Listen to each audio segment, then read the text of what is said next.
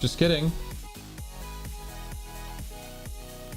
All right. I guess we're just TikTok. You guys got the whole intro. So tonight's about y'all mostly.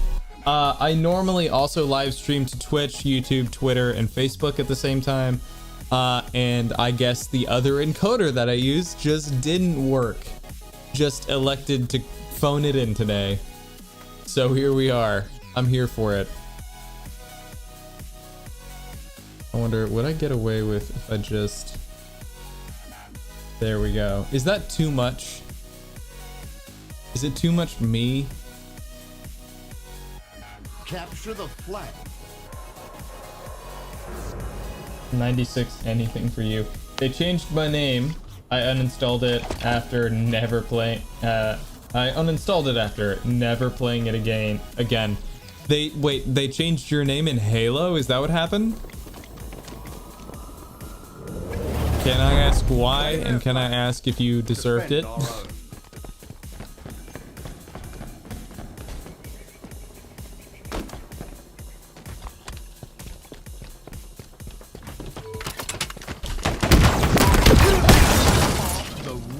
Got him. Worth it. Worth all those dropped frames. I'm gonna close that because that's gonna slow down my computer.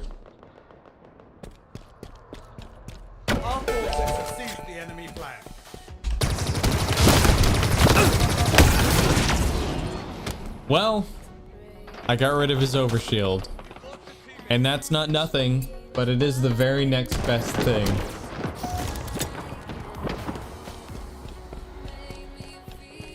I'm excited. I actually finished recording for everywhere, actually, for YouTube, Instagram, the whole shebang that I normally do. I finished recording some stuff for that with Sin City Bartender. Just a little bit ago. We had a bunch of fun. I created a new cocktail. He created a new cocktail. I laughed. I cried. It became a part of me. And you guys will get to see all of that footage on Valentine's Day, when we're also going to be regretting all of the decisions that led us to that moment. No, that's where we're going to be answering questions on Valentine's Day in a video thread on Ibble, which, if y'all have the energy for it, is yet another social media platform. Enemy captured your flag. This is why we don't go straight into comp anymore. We've evolved. We're 30 now. Power items en route.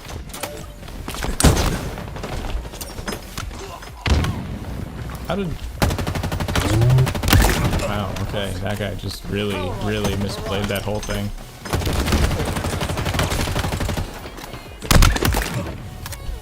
Hurry the flag back to base. You know what? Yeah, that 100% skill and nothing else happened just then. That's what that was. It's yours. I'll tell you what. That's my story and I'm sticking to it.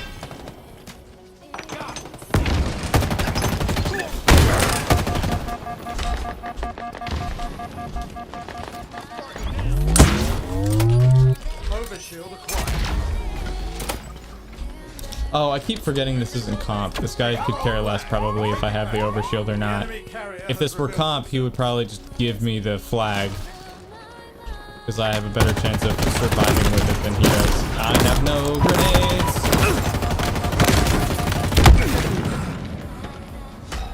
That's the only time I've seen someone as bad with the cinder shot as I am. Whoop. Let's lift this up here.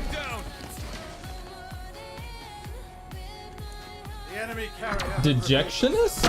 Dejectionist. Enemy captured your flag.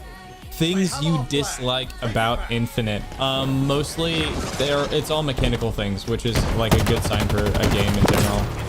But I don't like how inconsistent the game seems to feel. Like, some of the guns seem to behave one way under some conditions and completely different under other conditions.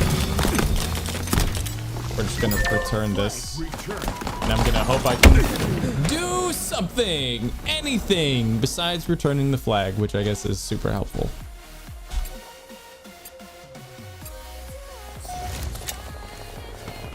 Imagine trying to be what does this say? Imagine trying to be like Harry Potter and go through a wall but end up in the back rooms. What, like you actually literally physically run through a wall? I feel like you'd end up in a hospital first. Taking damage.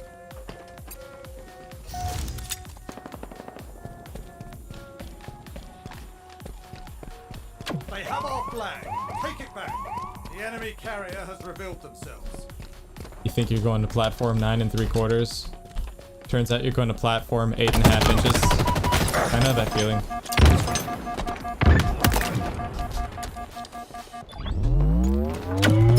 Magnificent warrior. I sent most likes from Ball Soccer. Hey, welcome back, dude. Thank you for that, by the way. I appreciate it. And thank you for tuning in. We'll see if I can do anything during this match. You're exposed, Spartan. Am I going to be able to They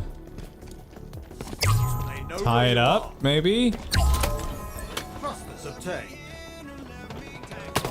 Yeah, if you guys could kill that dude, that'd be dope. I'm just gonna try to not die.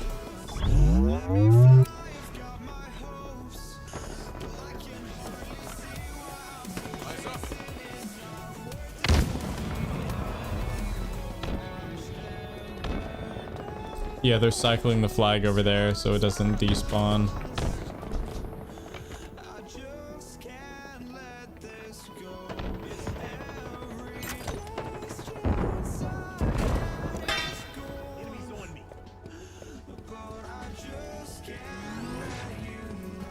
Why do I feel like I need to run to the other side of the map and try and kill their flag carrier? The enemy carrier has revealed themselves. Power items now available.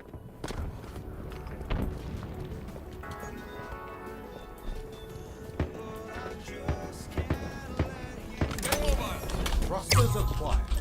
You're exposed, Spartan. Should be able to kill that one dude. They sent the rest of their team that isn't carrying the flag over to kill us. I'm carrying our flag. There's only one thing that the rest of the people on my team should really be worried about if we're already losing.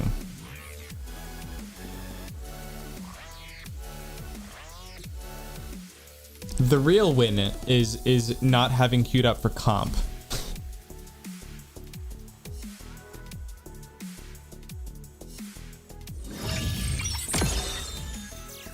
I guess I've never done this before, but TikTok is always reminding me to encourage you all to share the live stream with your friends, which you are more than welcome to do. Hopefully, I'll still be able to read most of the comments.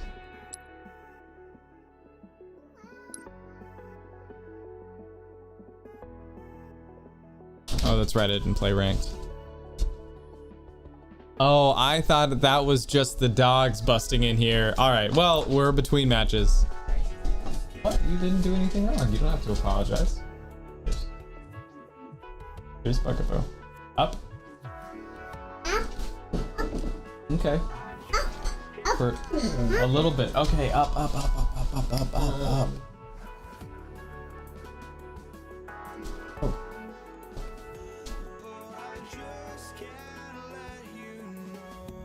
Oh, okay.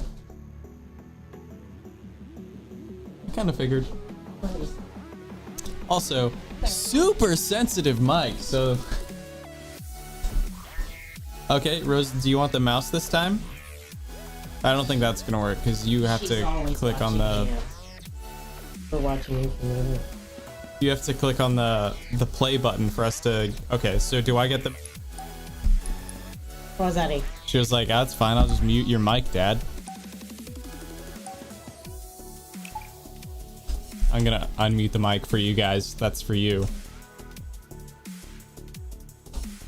I think she hit the space bar and that caused it to not queue up.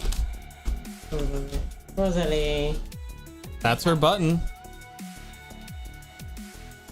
Yeah, that's not a button that's gonna help us play the game, baby. Oh, she just... So... I have a Go XLR, so the sliders are they have servos in them so that they mechanically slide up and down.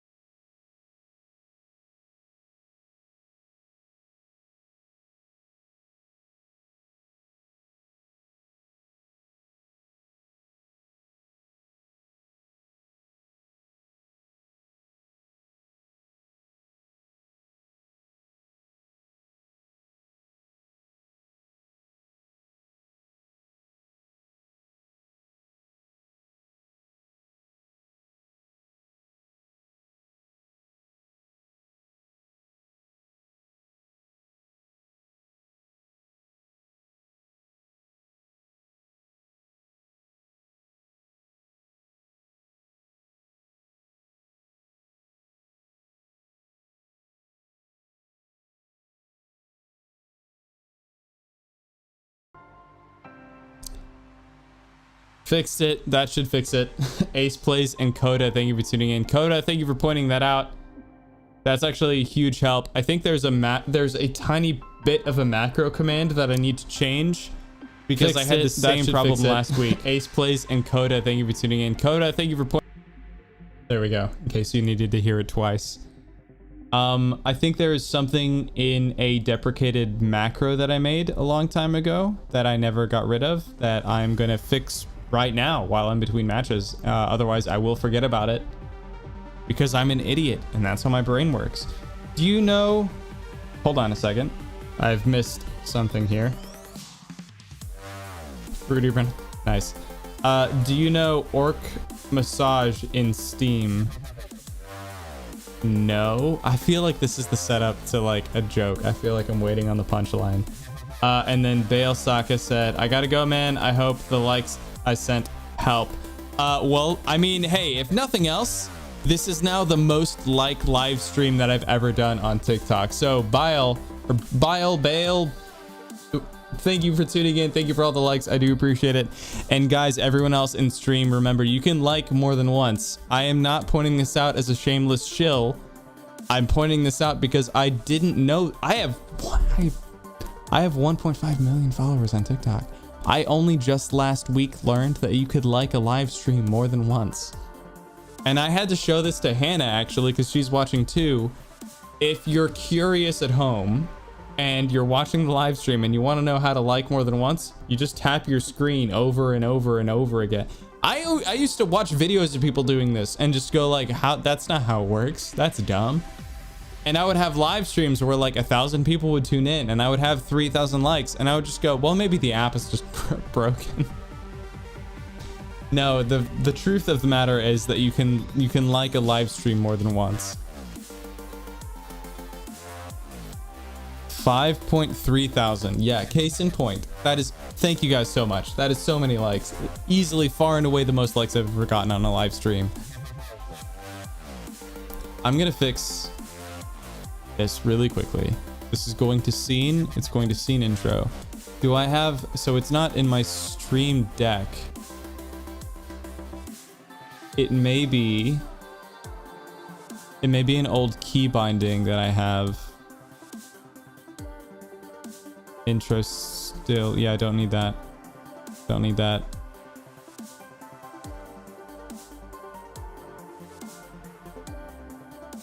It's too bad there's no like reset to default. Yep, there's a bunch of main mic stuff for the buttons. Okay, so that's same thing happened not yesterday. What day is today? Thursday.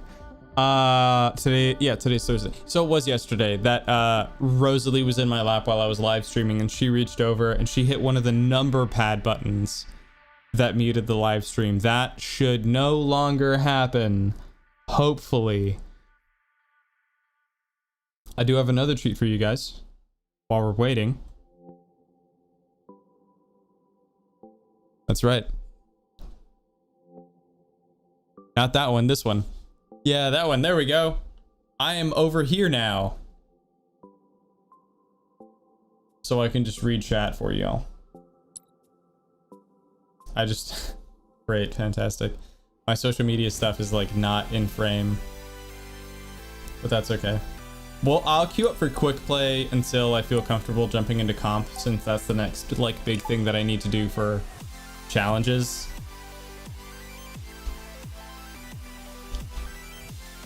But in here,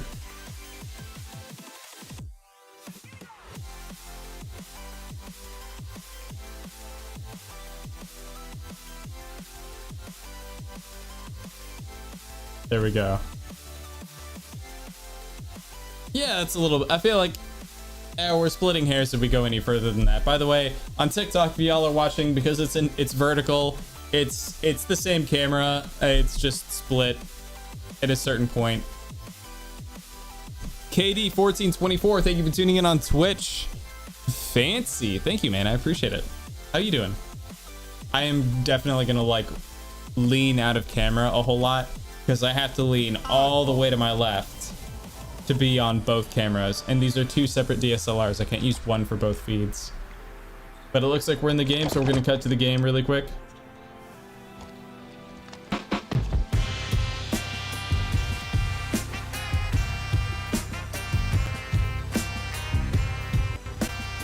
This is just my intro, guys. The longer you hold the skull, the more you score.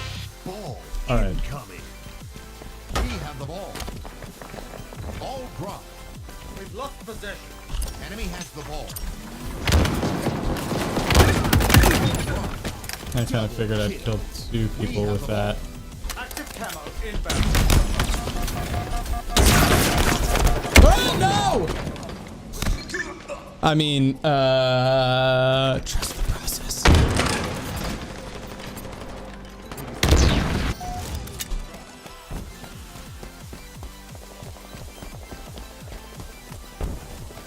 We try and pick up this active camo, which doesn't help you hold the ball, but it does help you reclaim to some extent.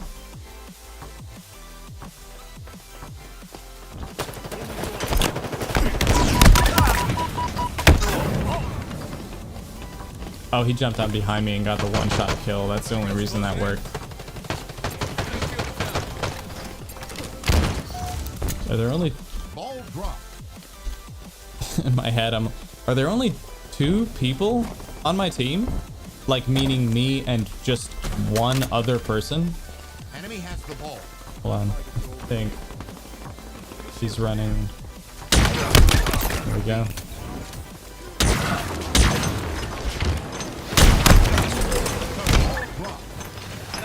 It's mine. All mine.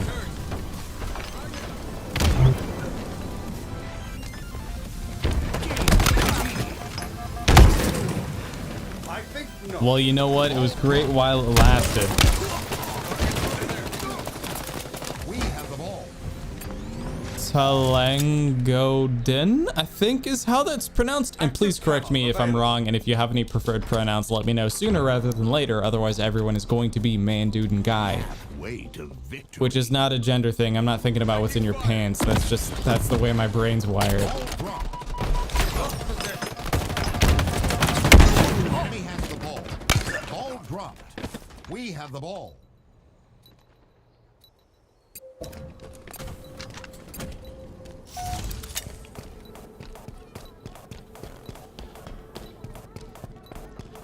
Try and get this active camo. We'll see if it works. Ball dropped. If I can even just take it from the enemy team, that'll be enough for me. And then we're just gonna walk this way. We're just gonna walk away. Just walk away. Nearing victory. I'm kind of surprised that worked, but I'm glad that it did because it looked like they actually backed up away from the ball carrier. They're very concerned with where I am somehow, for some reason. I don't know why. They do have a skewer. It is mine now. Look at me. I am the captain now. So I have this D&D campaign coming up, and I'm debating what kind of voice I want to do. We've got this in the bag. It feels like it's definitely going to be a horror campaign. It's going to be, I think, potentially grimdark. Enemy has the ball. So I'm wondering how villainous my character needs to be for this. Enemy has the ball. Ball dropped. Hostile carrier Winter, down. Eldrin, Fae, Wanderer, Ranger. I'm so glad, by the way. I was so worried because the character concept I wanted to go with was a monk. Ball dropped. And monks get just like memed to death in the D&D community. But I'm glad there's someone else in my party playing a ranger. The ball. I just hope we have like a barbarian, a paladin, and a druid. Ball dropped. Enemy has the ball.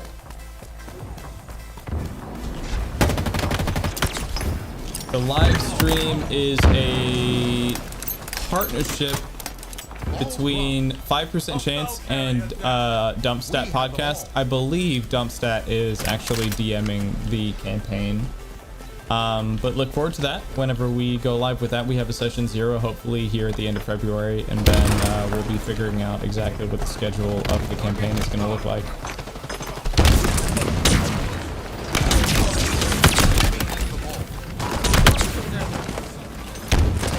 Anybody pick up that kill. He is super nearly dead. Has the ball. What's the alignment for your character? Hey, well, I mean,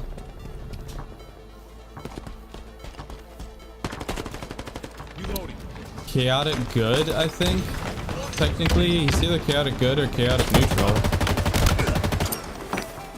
Targets are over there. Active camo. The inbound. concept, and grant, like, this is why I kind of want to talk with them a little bit more before I talk to y'all about the campaign. But I feel like alignment as like a hard and fast system is very quickly being left behind in D&D 5e.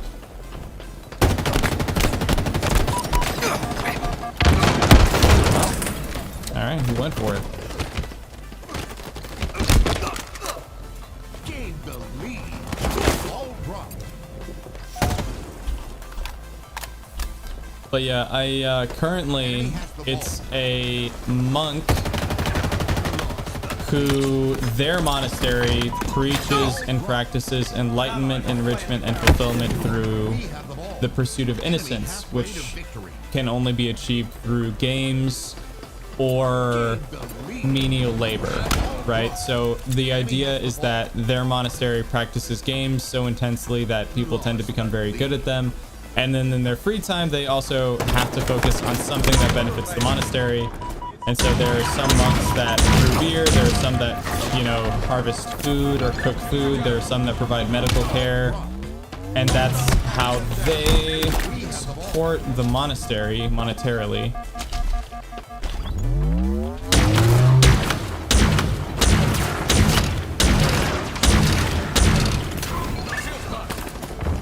They better get an assist for all that, holy shit. Gain the lead. We've lost possession. It's yours. Keep it that way to now. score. All by myself.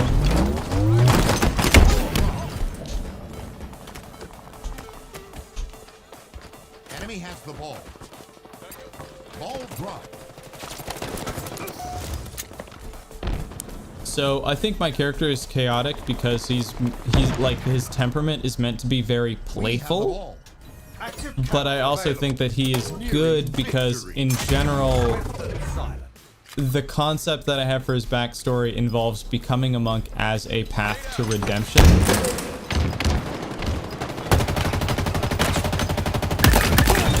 Kill.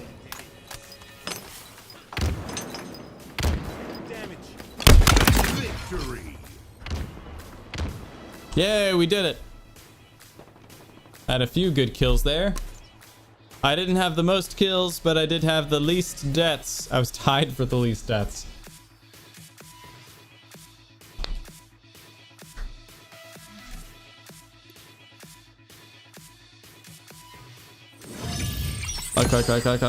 Like. So here's the weird thing about this like system. There's got to be some form of diminishing returns. There has to be some measure of likes that is too many likes in a certain amount of time, and I don't know what that is. So I feel like between, and I also hope that my likes don't count the same as yours, because I can like my own live stream as much as I want here, and I could blow this up to like 10,000 likes. But I don't think that does the same thing, obviously, hopefully, as when you guys like the live stream. But remember, y'all are welcome to like more than once. That is for TikTok. Obviously, that doesn't work on YouTube or Twitter or Facebook. Earn cumulative score in Team Slayer. So I've been experiencing this bug with any challenge that has Team Slayer in the challenge text has been bugged for me. Every single one. I once tried to work through 3 of them and spent an entire day jumping between different playlists trying to see if something would work, and nothing did. So now I'm in the habit of, if I see that, I just immediately swap it. Capture a zone in PvP. Not necessarily more achievable, but like more reasonable for sure. I need cumulative score in ranked PvP, which I am not quite ready for. We did win the quick play match. We could try free for all. You know what? All right, it's the next best thing to doing comp, so we're gonna try free for all. That's a really cool backstory. Thank you. So the concept for my character, as I was building, originally I decided to build a monk as a kind of like a challenge to myself, because I feel like rangers in D&D, monks get shat on way more than they deserve to, just because of the economy of how the key system works. But the beauty of monks is almost like parallel to what is really interesting about bards. It's just that bards are the spellcasting version of this and monks are the martial version of this. The idea that you can focus on something so intensely, that is an instrument or a weapon, like ranged weapons, melee weapons, unarmed, or an art of some kind, like instruments, tools. Monks can specialize in those things just as well as bards can. In an ideal world, I think that's the distinguishing factor. The difference, though, is that bards are spellcasters at heart and monks are a martial class at heart. So for my monk, the one thing that he has decided to absolutely focus on and master is the use of needles. So he's going to be using thrown weapons predominantly. He's going to be using darts, and I'm going to be using dedicated weapon, hopefully, if I'm allowed to, because it's a variant rule from Tasha's Cauldron of Everything. Darts will be his monk weapon, which means their die will start as a d4 and then go up to d6, d8, d10, or whatever. And I'm also going to stack that with the sharpshooter feat, so that I can take a -5 to my hit or a +10 to damage. So my damage floor per dart will be 15, meaning if I just hit, that's how much damage the enemy is going to take. At least that much, and not much more than that if I do hit. But because I'm a monk, I'll be able to do 3 of those in one turn at level 5. So I'm excited for that. Am I going to dual class or multi-class? I don't think so. If I did, honestly, I think the next thing I would go into would be Ranger, probably Gloomstalker, because of my backstory. I think I like the concept that my character was at one point maybe an assassin with with some help, and that help is now maybe a rival of his currently. My character's current name is Alden P. Snides, or Alden Penn Snides, which is an anagram for pins and needles, for obvious reasons, hopefully, at this point. And so his rival, I like the idea that when they were a duo, their name, like the way that people would refer to them, would be pins and needles. And so, of course, come on. Just let me talk about my D&D character. Ammo reserves depleted. Also, though, how am I not dead? What? That was very weird. But I like the idea that because they were as a duo, they were pins and needles. I like that Alden refers to his rival as Pincushion, and his rival refers to him as Needle Dick. Overshield available. Which is like such a weird niche specific thing to think of. But that's the stuff that really gives D&D its texture. That's what makes it really fun.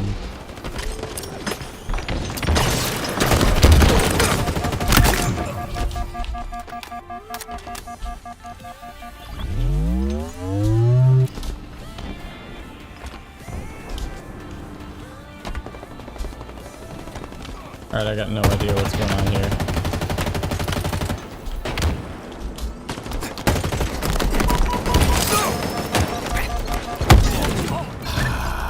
Kill assist, I'll take it.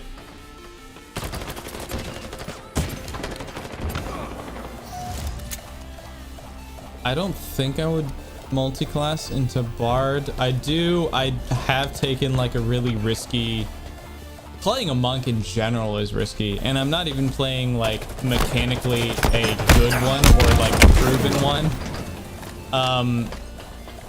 So to add on to that, I have also not like statted into Constitution really very much. So my stat breakdown is Dexterity above all, and then Wisdom, and then next to Wisdom, Constitution. Oh no, sorry. Dex, Wisdom, then Charisma, then Constitution, then Intelligence, and then Strength. Which makes sense in my mind. If anything, I might swap Con and Intelligence, so that Con would be a little bit lower. I rolled exceptionally well 3 different times, and so because of that I was like, hey everyone, maybe we want to roll like in front of everyone, because I straight up, like, my character should make sense on paper, and on top of that, like, the rolls that I had were bonkers. Like, I rolled 7. You can, by the way, your scores can only be between, I think it's like between 3, which is incredibly unlikely, between 3 and 18. I rolled 17, 16, 16, 15, 13, and 11 for my stats. A typical array of stats would be, I think, 9, 10, 11, 12, 13, 9, 10, 11, 12, 13, and 15, I think. Enemy halfway to victory.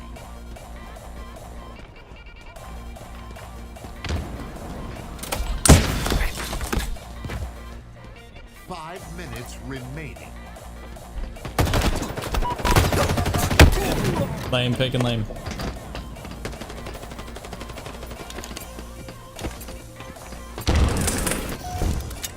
Love seeing people put so much thought into their characters.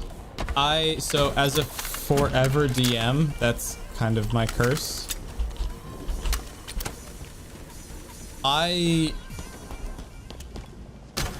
How do I phrase this without frustrating people? I'm not so concerned with making like the most powerful character. I am much more concerned with making the most memorable character in a campaign.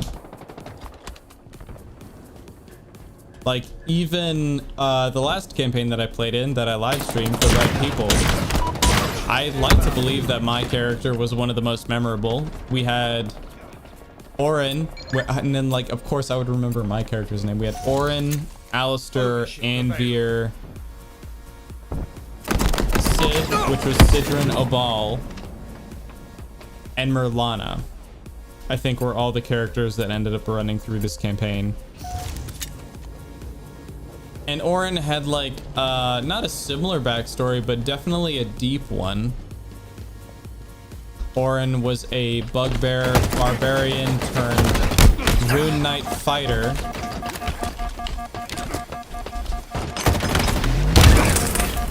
Got him. I think he killed himself technically. But yeah, Path of the Beast barbarian rune knight fighter, which means there was one fight scene where my character got to be 16 feet tall with like a weaponized tail. What was it? Weaponized tail, claws, and fangs. What a momentum build I had on that guy. Like it's similar to the monk build that I want to play this time, in that it shouldn't work when you hear about it. But when you look at it on paper, it's just chef's kiss. There's one thing that may stand in my way, unless by some weird happenstance, the DM is like, hey, your character isn't gonna work, which is totally fine. The only thing I think that would really work against me would be that Rules has written the dedicated weapon rule variant in Tasha's Cauldron of Everything specifies that you select one weapon, or it says you select a weapon and basically attune to it as your monk weapon, and it becomes a monk weapon if it isn't normally. And I kind of need that for the darts so that I can use other monk weapon features with it later on. That would really be most of the texture of my character, I feel like. So it's just something I need to talk over with the DM. It should be easy. It should be like relatively acceptable. But if I can't get that, then I think I might do Gloomstalker. I may do Gloomstalker with the thrown weapon fighting style. I may do a dump here. I may do something a lot more interesting than a half-elf monk.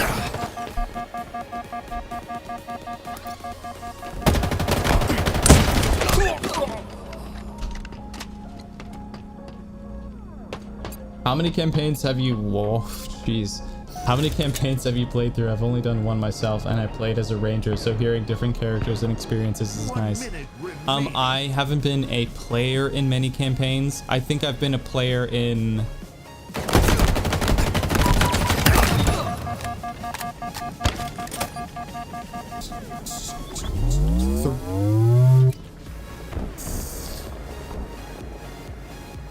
three campaigns, I think, which is staggering because I've been, well, not consecutively, but I started playing D&D 16 years ago. I am old, by the way. I am 30. So I started playing D&D when I was 14. But so much of what I did was acting as a DM and interpreting like the DMG for my friends who kind of wanted to dip their toes into the game. So I just manipulated the rules to make a bunch of one-on-one one-shots for my friends to show them like their class mechanics and stuff like that. As far as campaigns, I've only been a player in 3 actual like campaigns where like we would meet up every week or every other week or whatever consistently to tell a cohesive story over a long period of time. As far as campaigns that I've DM'd, also technically not that many. I want to say half a dozen, but there may be a couple that were like 3 sessions that were not campaigns. They all blend together because they like, especially all the one shots that I did were in just like homebrewed instances that I thought of.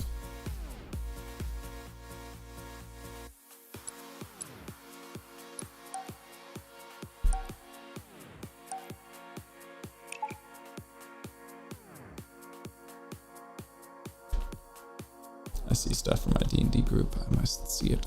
There are 29 messages in our Discord. I should read those. Oh, Lord. Thrall.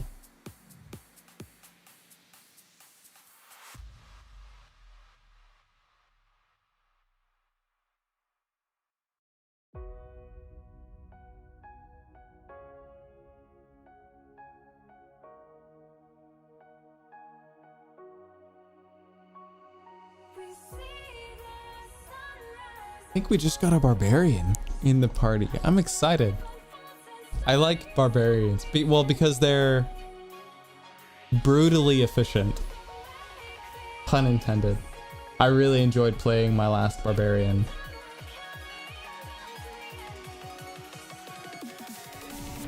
I did a random character and it gave me a cleric, fighter, war priest type.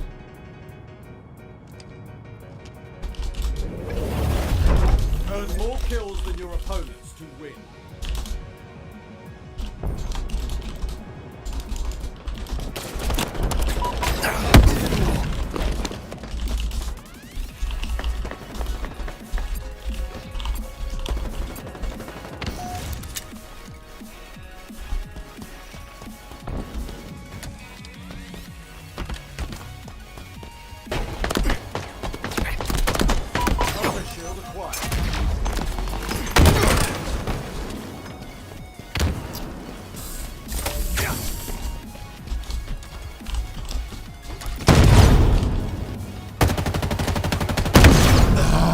If I'd gotten over just a little bit, I might have been able to use the repulsor to push him off the map.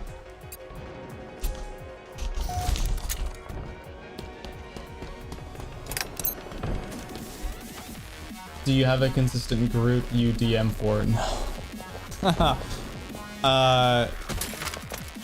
No. And like in points of fact, the things that I enjoy the most about DMing are not like weaving a narratively cohesive story. The things I enjoy the most about DMing are world building. I like generating the setting and I like manipulating the rules inside of settings and things like that.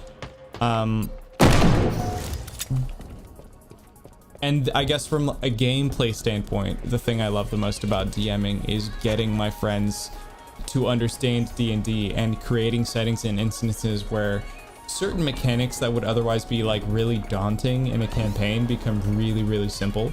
So one of the things that I started doing with my brother is running these carnival game one-shot settings where the carnival has like a bunch of mini games. There's a bunch of things to do. You have a ton of chances to RP or pass.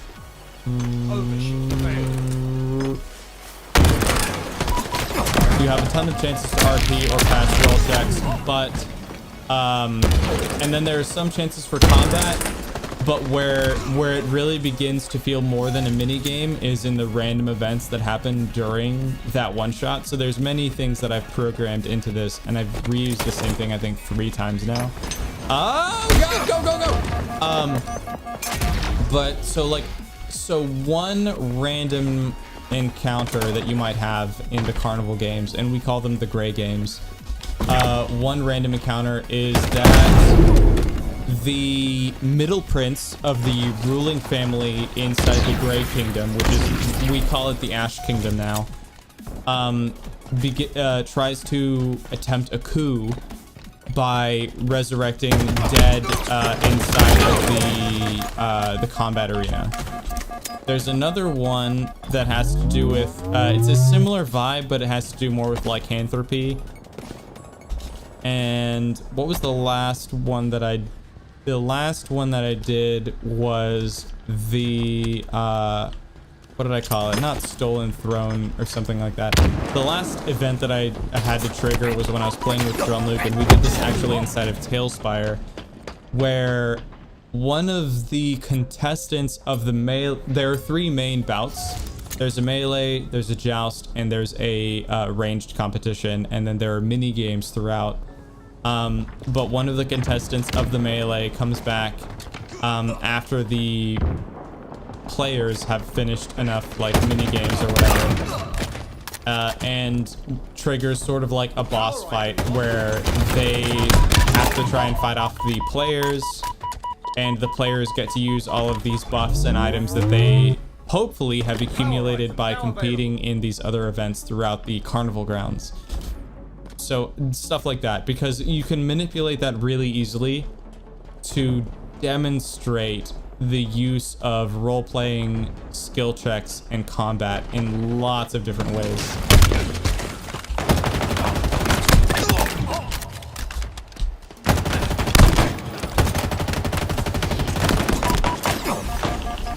Oh god, nothing would satisfy me more. Yes! Yes! I mean, whatever. It's no big deal. It's another day in the office.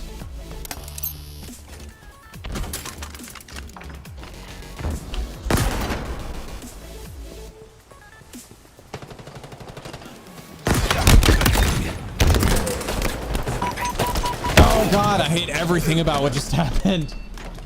5 minutes remaining.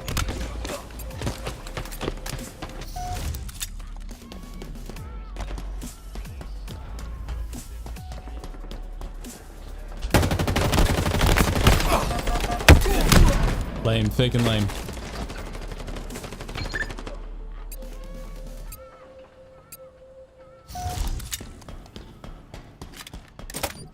Grapple shot acquired.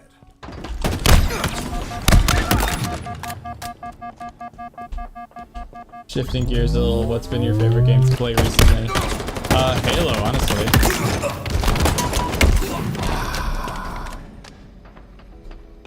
Too much stuff to do all at once.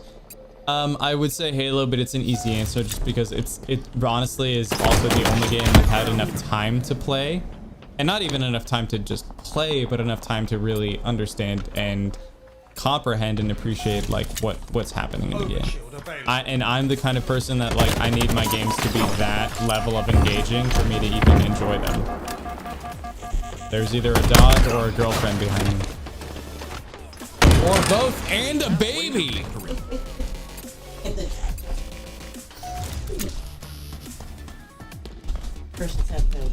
I've been really enjoying Halo though, honestly. Like, in all honesty, well, I've only done the multiplayer, but I have something like almost 400. You can use the mouse if you want, baby. Just don't. You can't touch my hand when I'm using the mouse. That's different.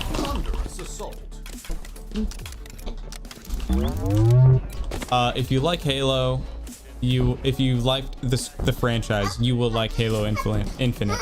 If you like first-person shooters, you will probably like Halo Infinite. And if you like Warzone or Fortnite, then I can't help you.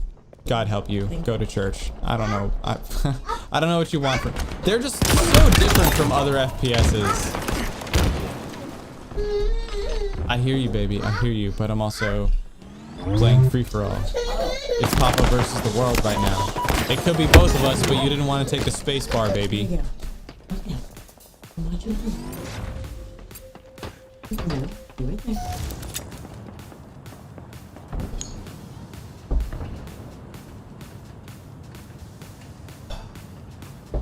Other new games I've wanted to try, maybe like Pokemon Legends Arceus. But I never thought I'd be the person to think this way or say this or think it at all. But there seems to be like some level of like cruelty in the game that I'm just not ready for. I don't think I would ever be ready for that in a video game. Like after besides playing Crunker, right? Where you're playing a homicidal squirrel that makes poop jokes for an entire game. Besides that, I don't really have a good... I'm dead. That's as far as I'm willing to push it. And those are anthropomorphic animals. If you don't know, by the way, look up... it's not Crunker's Bizarre Adventure, because that's JoJo. But look up Crunker. I think it's Krunker. But man, that game was fun. That was so much fun, actually.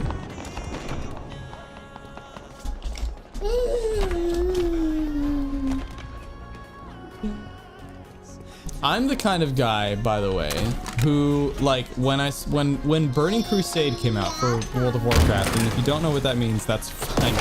You don't have to. They introduced a new starting race for your character, the Blood Elves, and in the Blood Elf starting zone, there were critters, which were animals that you could target that had like they couldn't attack you, or if they did, they would do next to no damage. They had almost no health, and normally these were like in other zones it would be things like spiders or cockroaches or sheep, and in the Blood Elf starting zone they were cats, like little domestic like tabbies and things like that.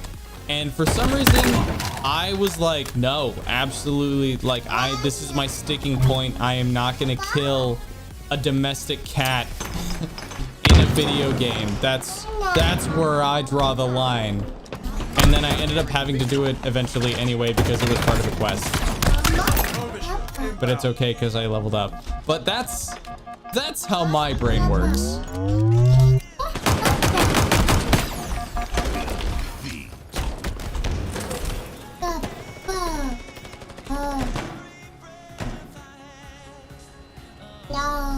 It said I got 5th place, but then it said I got last place. I'm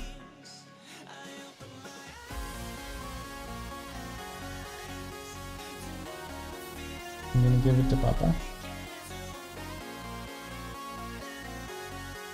Thank you, baby.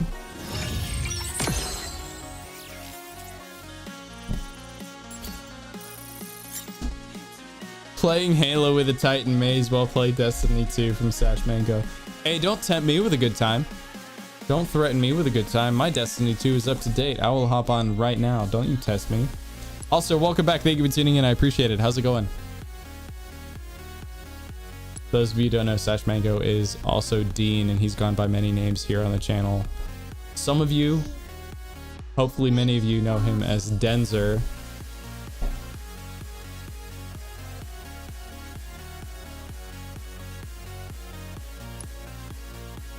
What time is it in Australia though right now? It's the morning. It's like 10 a.m., 9 a.m., something. How's life, mate? Pretty awesome. This is Rosalie. Come here. Off. Oh. Aw. She likes sitting in my lap. She can play games with me for about 5 minutes before she begins to just get ADD and she wants to see what all of the buttons do. Nope. Last time I did this, you muted my mic for the entire live stream. This is my daughter. She's adorable. She's the greatest gift in the world. And I'm going to throw her off camera now. Grown so much. Oh, yeah. AD said, new friend? Is that your way of telling me you sent me a friend request? Because I am an idiot and I don't super duper know how this works.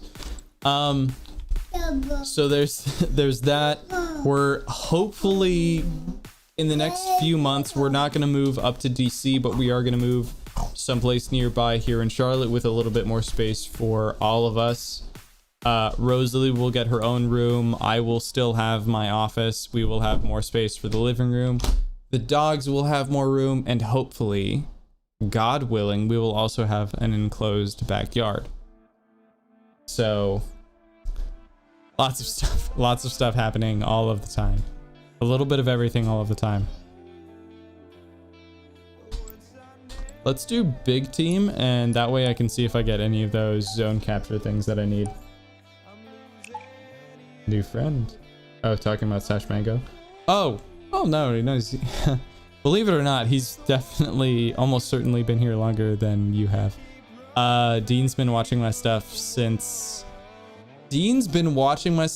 before I had 100 subscribers on YouTube. Let that sink in, y'all. He's been here for a minute. It's been a long road. Actually, fun fact, not so, well, it brightened my day. So I struggle with manic depression, and sometimes one of my coping mechanisms is because when I'm in a manic low, I don't want to get out of bed. I don't want to do anything. I don't want to talk to anybody. And none of the shows that I watch, I don't have the energy to really appreciate them.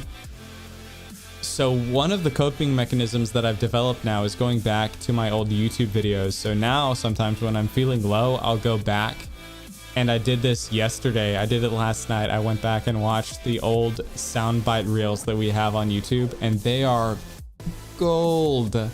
That's actually probably some of the best content we've ever made. And it's easy to find, but the clips themselves are individually buried. But if you want to find them, you can find them on our YouTube channel under Funny Sound Bites and Reels, I think is what the name of the playlist is. There's so much stuff there. And every time I go and I look for these videos, I'm like, there might be like 10 minutes of stuff there. No, there's hours. There's probably a solid day's worth of just, if you put them all end to end, there's a lot of time of just us dicking around in Destiny 1 or playing. There's a really funny one when we're playing, it's like a World War II, I can't remember if it was Battlefield or Modern Warfare or whatever, but there was like a World War II game that we were playing for a couple of videos. That was really fun. Halo is amazing from Torn Apart on TikTok. Thank you for commenting. That was probably several minutes ago, but thank you for commenting. Hopefully you've stuck around. Yeah, Halo's been really fun. I mean, I wouldn't say that it's necessarily amazing apart from it. I mean, it's Halo. Like mechanically, it's the same game. It's all the same stuff that you love. So like I Call of Duty does the same thing. They charge you for an entirely new game, and then they're like, hey, all of the multiplayer, all of the mechanics, all of the guns and everything is the same. This is very similar to that, except that the multiplayer is free, and there's a little bit of all of the guns that you're used to from the previous games. Not a little bit from column A and a little bit from column B.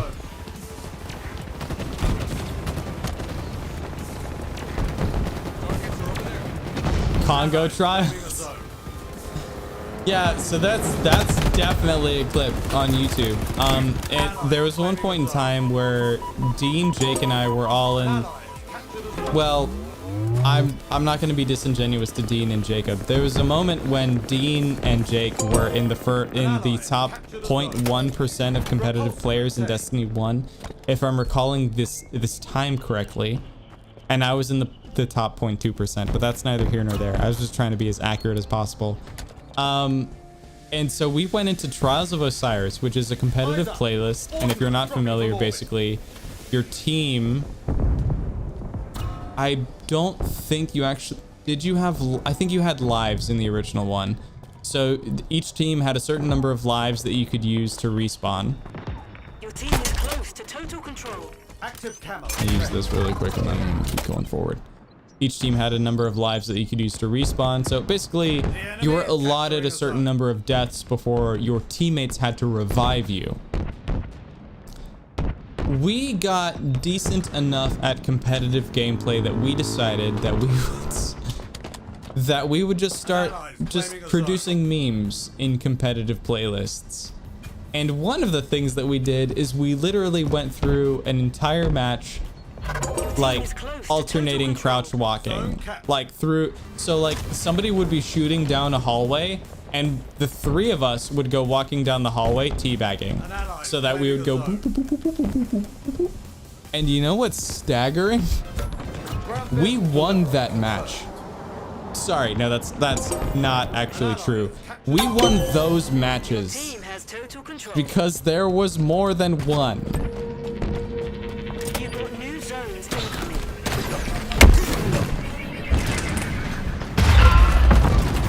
Original Destiny was really fun, but it was also sometimes it was really fun because it was incredibly broken and needed a lot of work.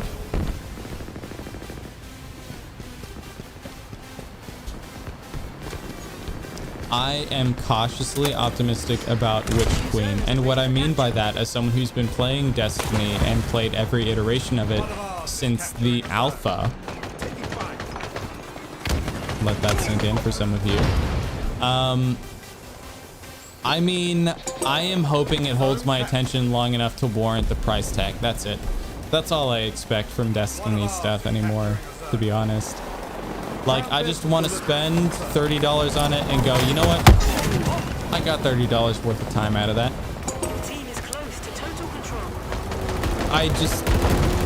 I hope that's what happens, because I've already bought it. I've already gotten all of the things. I think I probably have the digital deluxe pack whenever it first went on sale.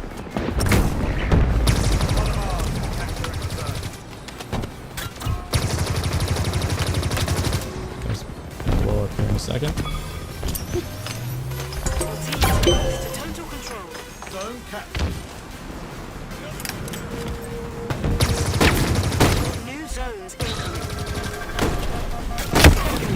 Lame, faking lame. I got the zone though.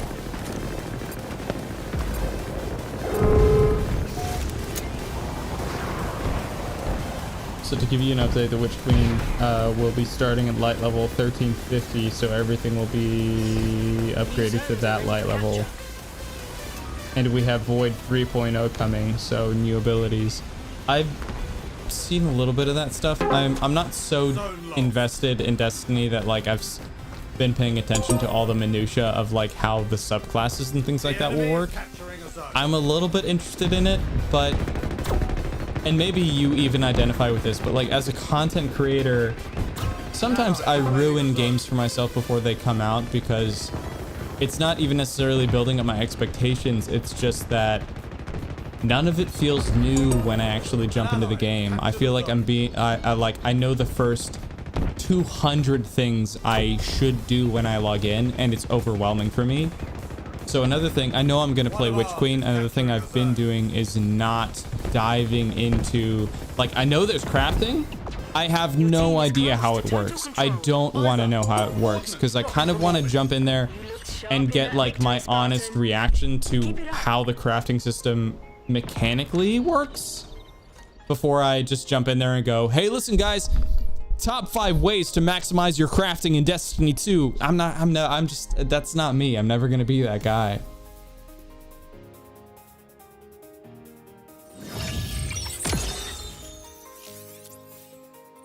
One thing I was really hoping to get out of Witch Queen though was a new darkness subclass, but the very next best thing is reworking the light-based subclasses to adopt the same sort of like fragment system that the stasis subclass works off of, and I believe we're getting that.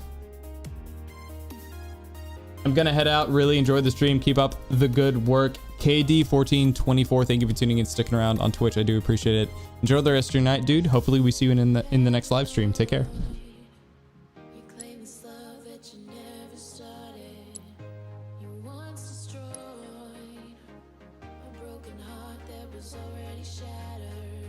Need to capture zones. We'll do big team again. Even if so like best case scenario, we do big team, we get strongholds, and then I can just run between all of the zones and capture as many of them as possible. I need 10 captures and I need 2 stronghold matches.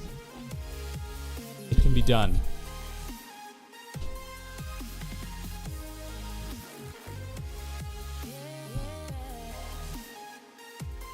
Another thing that they're adding in Witch Queen is Glaives, which I've paid a little bit of attention to because like I was at half-mast when they mentioned swords almost a decade ago, it feels like.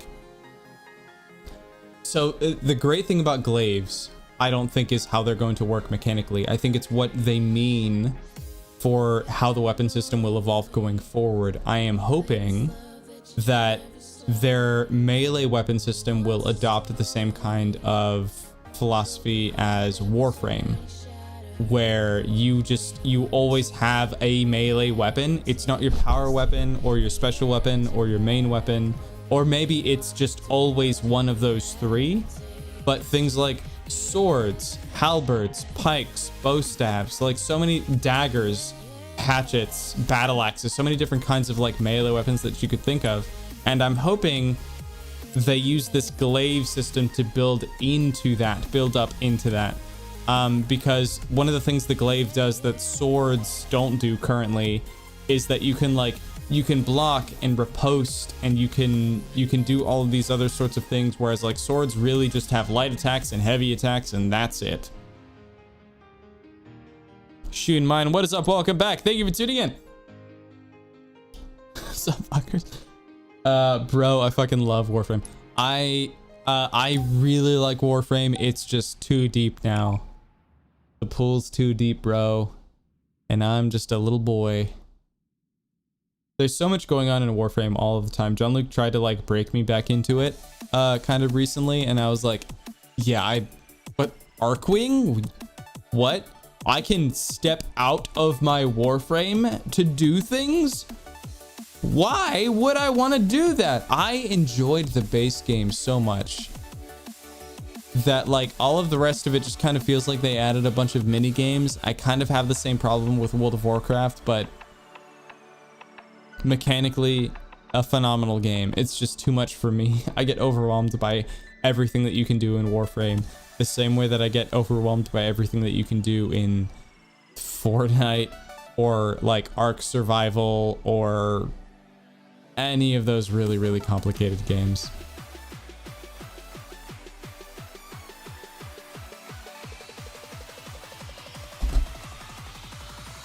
Who is your favorite boss from That Bubbly? It depends on what you mean by boss.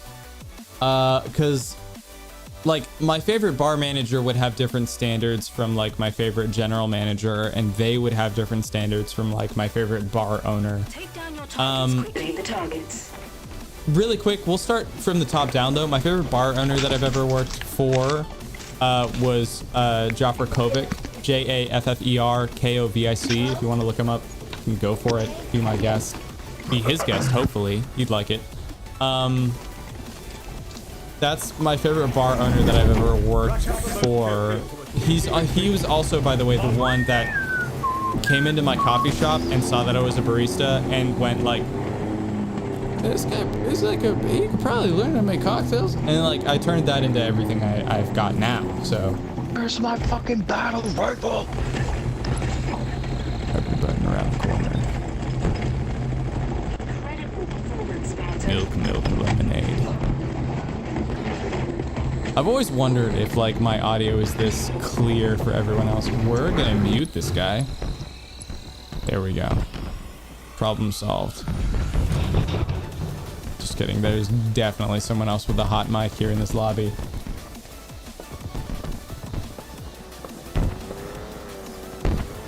I said job. My favorite general managers. There are two. I like them both for different reasons, and it's hard because like I don't want to pick one of them and then because like we're still in contact, so like I don't want to pick one and have them be like, oh, you think so and so is a better general manager than me, and it's like, no, I don't.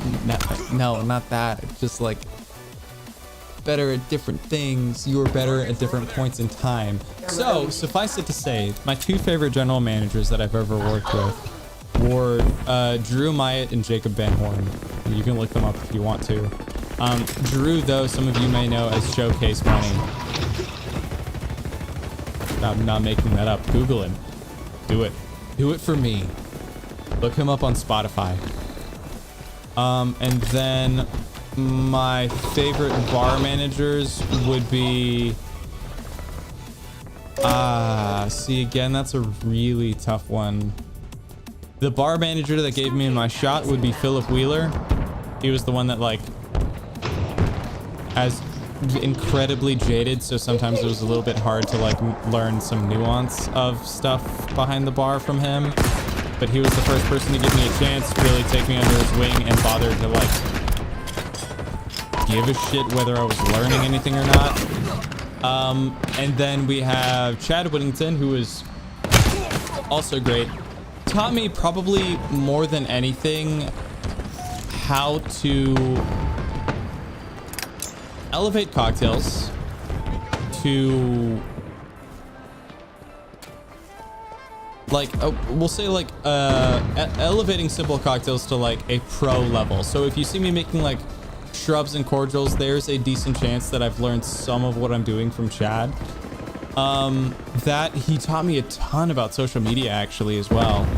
And then the third, or not, they're not in any order, just in the third in terms of when I worked with them would be Alejandro. God, I am very sorry. I cannot remember your last name. I only worked with them with a very short amount of time. But like, if Chad taught me how to elevate cocktails that first level, Alejandro taught me how to like level that up to what I know now, or like most of the way up to what I know now. So things like recycling, like if you're gonna make lime juice cocktails, right? Make lime juice. If the lime juice is going bad, turn that into lime cordial. If the cordial is going bad, turn that into lime shrub. If the shrub is going bad, turn that into like a liqueur or something. Like, he was the one that kind of got me on that train of thought. He was also the one doing like really rigorous infusions for like multiple things, and like he and Chad taught me a lot of batching different things as well. I can't really separate any of them out from one another. I learned a little bit from everybody that I've worked with. I like to think that's probably what makes me good at my job, or what's made me good at my job.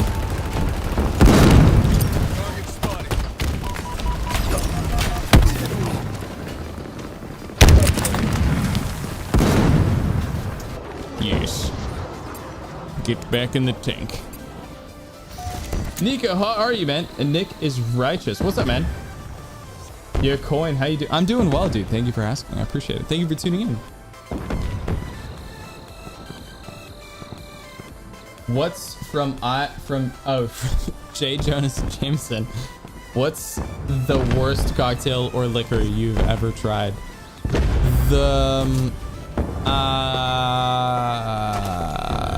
So ironic, I was talking to another bartender about this recently as a few hours ago, actually. I was talking to the Sin City bartender, Jason, and we sort of agreed that there's a point as like a mixologist or bartender or even an alcohol content creator where you stop thinking about whether your drink is good or a drink is good, and you're so like clinical and analytical of everything that is going into the drink that it's less about whether it's good or bad and more about whether you just happen to like the drink itself.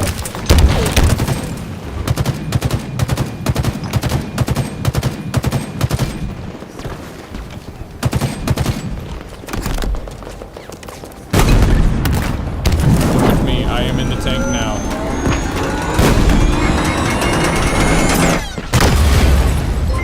I will go down with this ship. In mind, thank you for subbing for 2 months, dude. Hey, congrats on that new sub badge. You should have now, I believe, the rusted badge or the platinum badge in chat. I can't see them from here because I'm using a different software to see chat, so I apologize for that. But congrats on that. Thank you for resubbing. Subs make a huge difference so that we can continue to live stream this full time for the foreseeable future. So use up those emotes, and I'll remember to try to like swallow my saliva between sentences.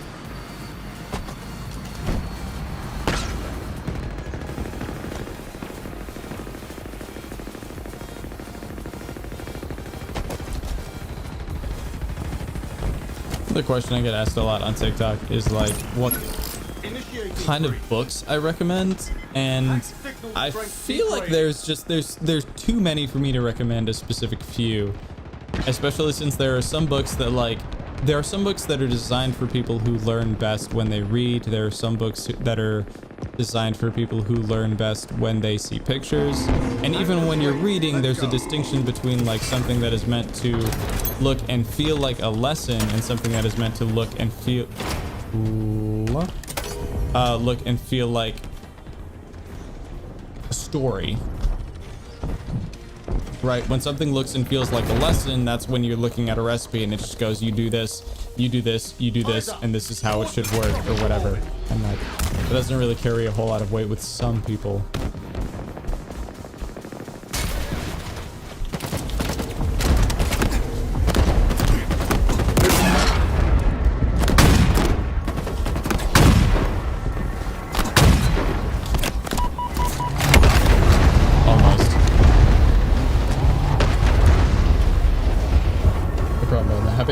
I'm happy to support you, man. I've been here almost 2 years.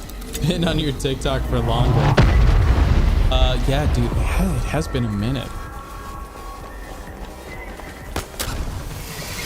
Those of you who don't know, I've been working on content. I've been live streaming, not full time, but I've been live streaming and making videos for the last, oh man, so old, 7 years, I think.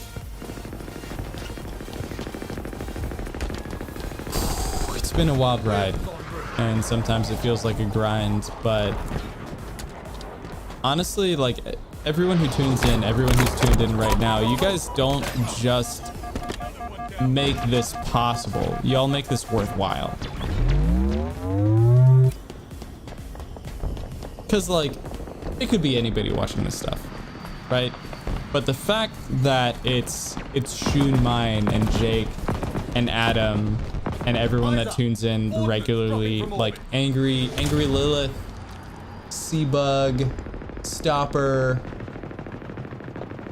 Marinimi, King Cat, Gucci, everyone that tunes in regularly. Like, you guys don't just make this possible, you make it worth it. Is inbound.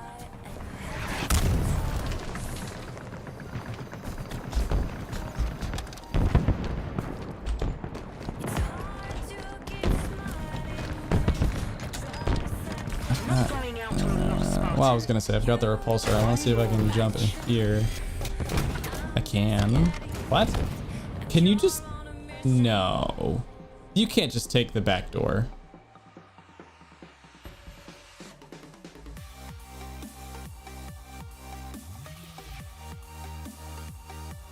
Also, Nick Righteous. I don't know if you... Or Nick is Righteous. I don't know if you heard. I tried to answer your question before. I'm doing great. Thank you for asking. And thank you for tuning in.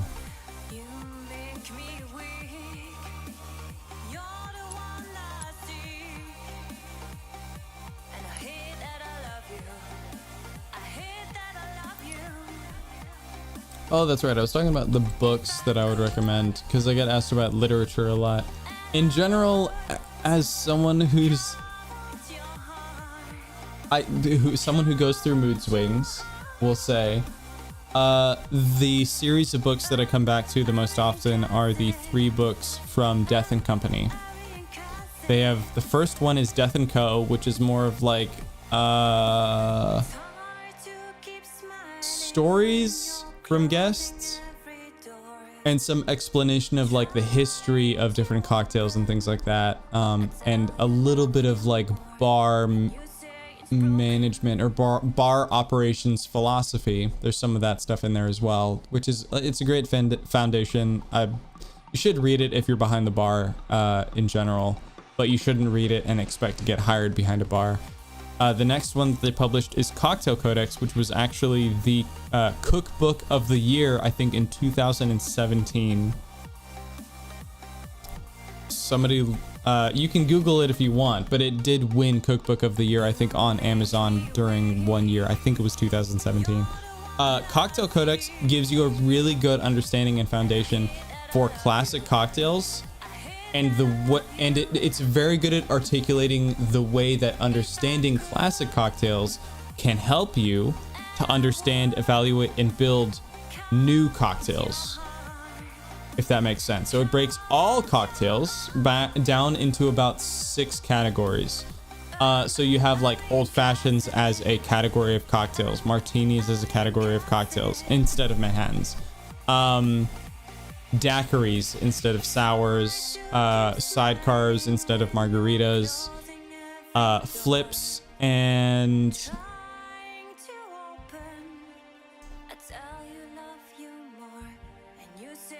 oh, kill me. I've read the book cover to cover, and I know flips is part 6, and I can't remember what's in part 5. Highballs is the other part 5. So it breaks all cocktails down into those 6 different categories. Their third book I don't have, and I would still recommend that you get it because I like their first 2 books that much. If you read those and you really appreciate them and understand them, you can go wild, and I have more recommendations for you. But if you're looking for a couple of really simple, kind of like direct recommendations, I would say stick with those first 2 Death and Co. books.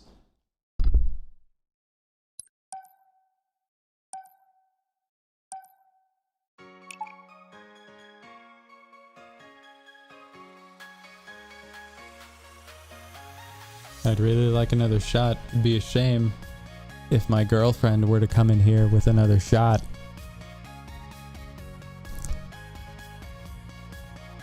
Some ASMR chewing for you guys.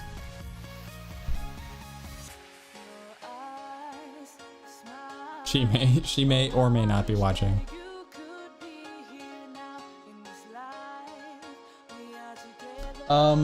Also, really quick, how do you guys like the back bar setup? It's a fake back bar. All of these bottles are empty, or they have so little liquor in them that they may as well be empty. I just decided to throw that back there because I was tired of that wall being completely blank. The other thing that we changed is that we put the triptych chalkboard back there. TRIPDYCH is triptych, I think. It just says be good, be kind, be helpful, which are the 3 things that I say at the end of every live stream.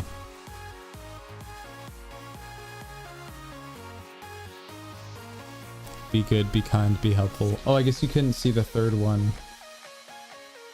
You can't see really any of them because first of all, my penmanship is terrible, and that's no one's fault but my own. But I didn't like go through the trouble of making sure that they would be legible from this far away. So here we are. But I didn't want this to be blank, so I decided that I would find some shelves or a hutch or something to put there. And I happen to have this black Metro rack, which is that's what we called it at my old coffee shop. I've never heard another term for this kind of like metal rack shelf thing. So that's here. All of these bottles are empty. Hopefully maybe eventually there's some version of the setup where those bottles actually have liquor in them, and between matches I can crack out cocktails or pour shots or whatever. Or Hannah will keep one of the bottles in here to pour shots as well, since she typically just delivers shots to me when I'm live. I'm alert for the night, brother. Have a good stream. Best of luck on your games. Thank you for tuning in, sticking around, showing up, shooting mine. I do appreciate it. Enjoy the rest of your night, dude. Rack up the most kills to achieve victory. All right, here we go. Going in. Please do not take the lift. There we go. That's right. Oh. It was then that he realized he was playing Slayer!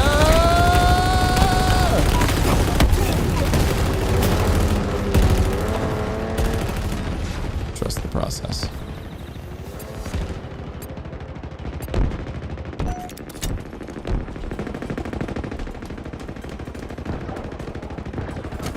That didn't work. There's a power weapon that spawns up here.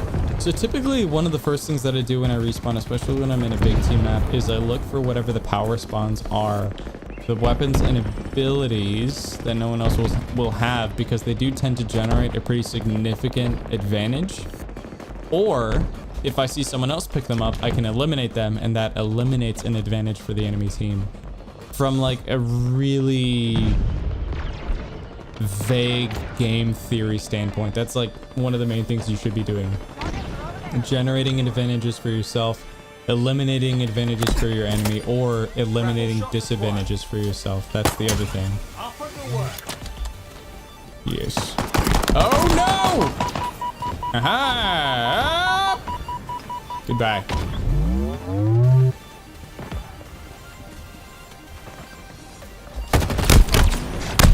Aha! Yes. Go! Go further! Hush now, hush now. No tears, only dreams now. Yes, you'll never know I'm back here. You will never know. Yes, you just Scorpion tank is inbound. get away. Very far. Get shot at in the back. Oh shoot, no. Okay, well, we're down here now. The gods have spoken. So I guess we just wait now. Lame, fake and lame. No balls. I am 100% like using that incorrectly, but here we are. Oh, that's a heat wave. Is there... No, there's a shock rifle in the middle of the map. Unless there's one up here. The reason I'm looking for a shock rifle is I'm trying to find something that will disable the enemy wasp. Unless it's... may already be dead. Unless our wasp pilot is just completely inept. Completely just woefully inept.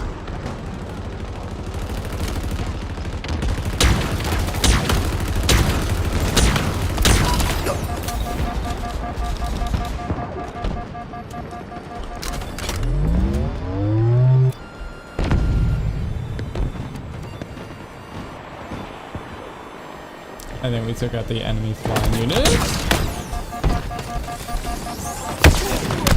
I'm just gonna fire it straight down.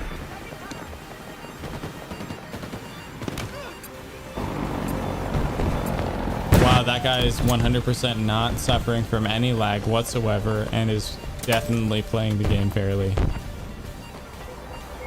That's my 2 cents.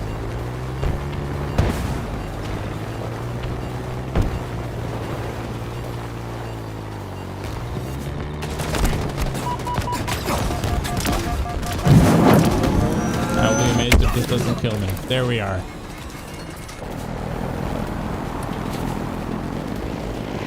Honestly, the best game I've ever had, is from a score standpoint, was when I was playing in a Wasp. Wheels en route. But I've never been able to replicate that twice. And some of you may remember, I've played this game for a non-consecutive like 400 hours.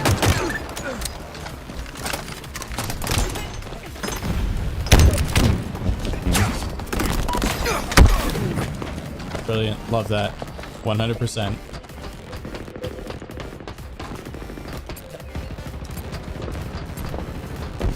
I think I'll try and do comp bounties with Jake at some point, but I'm definitely not going to do them by myself. Not in Diamond 1, not like that. Even like playing quick play, I can tell now how different it's going to be when I'm playing competitive. Like, I'll be playing quick play, capture the flag, and when I die in a 1v3, I'll of course, like, I'm gonna go, well, what are my teammates doing? And as I'm clicking through my teammates, one of them is dying and the other 2 are either just waiting for or trying to pick up whatever the power spawns are while the enemy is running the flag.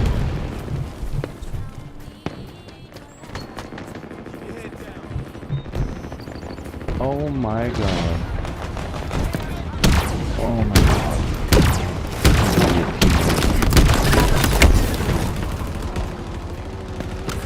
I forgot how unfun this game was. Yeah, it's pretty dog shit if you're terrible. I don't really know how bad this game could be if you're bad at it. But hey, if you're bad at this game, I'm sure it's probably not as fun as if you're good at this game.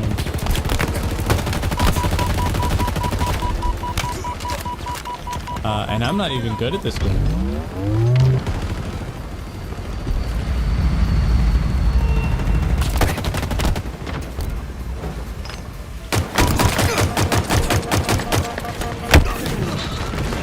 Okay.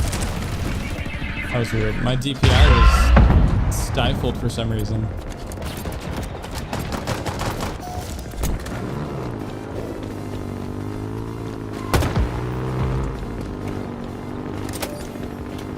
Wait. This could be good. This could be good. I've always, like, one of the things I've really wanted to do in this game is blowing or stunning a flying vehicle over an edge so that they just plummet out of the sky. I've always wanted to do that and I've never gotten to. Today's not the day, but hopefully soon. Hopefully soon.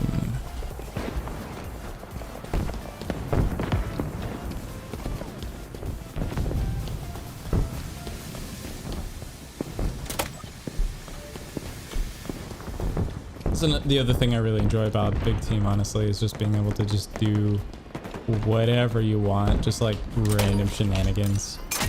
Yeah, I'm not at the bottom of my team. I could do pretty much anything and I'll have carte blanche.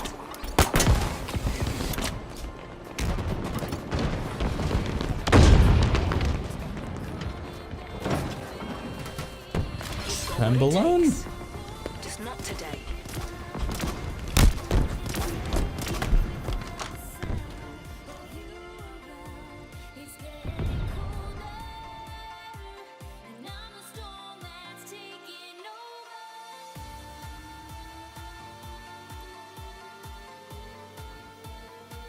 So much hair, guys. So much hair. Hair on hair on hair. All right, guys, we're coming up on 9:30. Unfortunately, that is all the time that I have for tonight. Thank you all for tuning in, sticking around, showing up. Thank you for all of your help and support. Really quick, I'm going to try one thing, and we're gonna see if it works. Hey, there we go. The chat window works. And look, Hannah almost sort of has her own That's Hannah, by the way, everyone, on TikTok and nowhere else. Hannah's, you gotta pay for that feature. She's a DLC. Welcome to EA. EA, it's in the pain.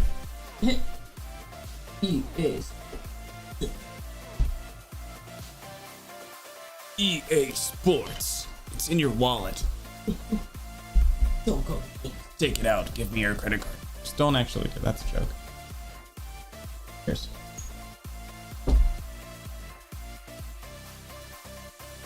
Cool.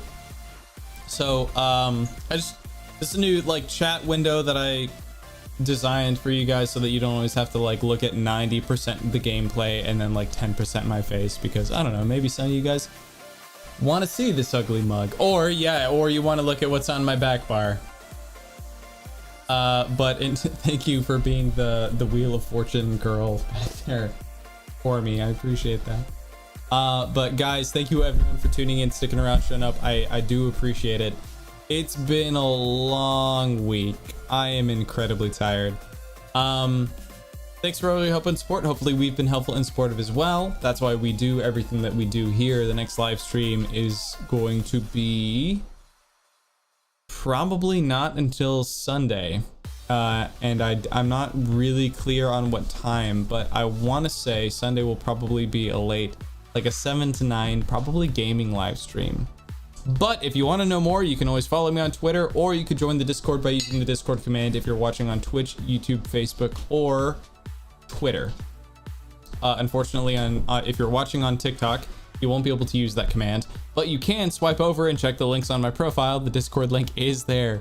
In any case, thank you all for tuning in, sticking around, showing up. I do appreciate it. Hopefully we see you on the next live stream. Till then, be good.